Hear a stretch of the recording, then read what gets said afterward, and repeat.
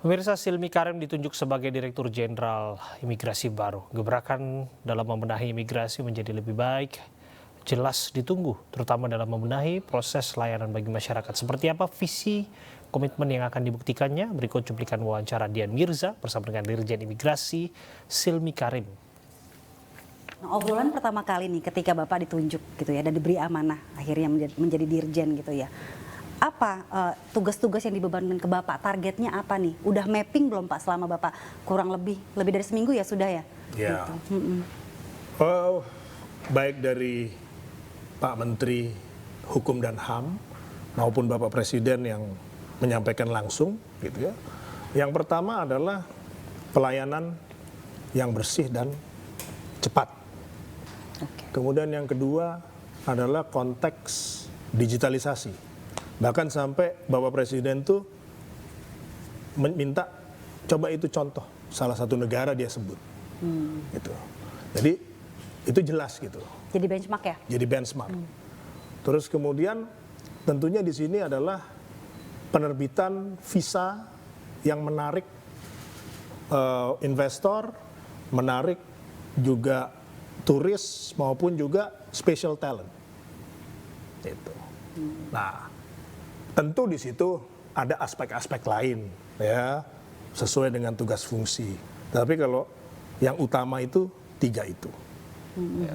Dan ada transformasi juga disampaikan ya supaya ringkes dan mendukung keinginan Bapak Presiden untuk bisa memberikan pelayanan yang lebih baik. Ini ada yang menganggap bahwa kita Indonesia itu katanya terlalu melonggarkan orang-orang dari negara lain masuk ke Indonesia.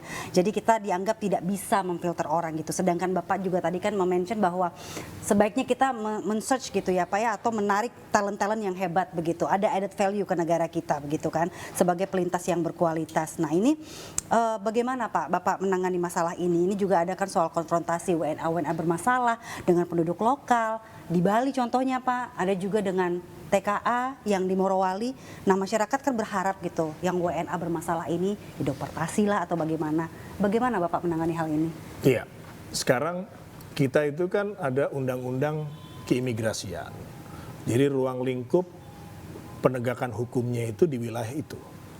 Kalau wilayahnya masuk pidana, ya umum misalnya, itu kan wilayahnya polisi terus jaksa, ya.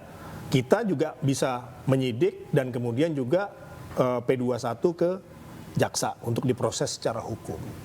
Nah, kalau masuk wilayah mereka pidana, ya, apakah itu pengerusakan, apakah itu membuat onar, itu wilayah pidana. Tentu kita akan sikapi satu kalau hukumannya sudah selesai, ya otomatis deportasi. Ya, kalau melanggarnya adalah karena kaitan dengan overstay, urusan-urusan keimigrasian, ya kita deportasi langsung. Ya. Tetapi ingat, kadang-kadang ya, mereka memang ingin dideportasi karena nggak punya tiket pulang.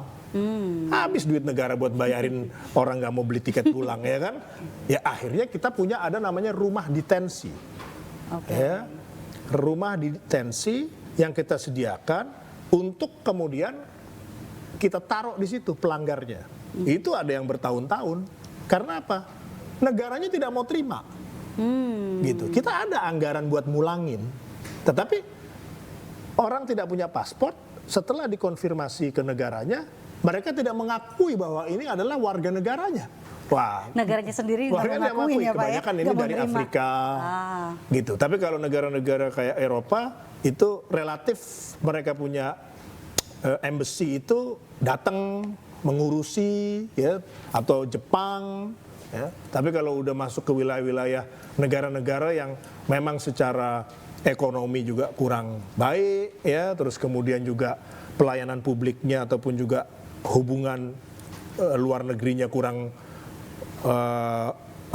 dekat gitu ya, itu menjadi masalah. Sehingga di beberapa tempat itu mayoritas penghuni di rumah detensi itu dari negara-negara tertentu aja. Baik. Gitu. Nah ini kalau kedatangan turis dari China gimana Pak kira-kira nih kebijakannya soal pendatang dari China atau warga negara kita yang dari China ke Indonesia? Karena kan kita tahu ya angka Covid di China masih tinggi, sedangkan di sejumlah negara itu mereka dibatasi begitu Pak. Oke. Eh,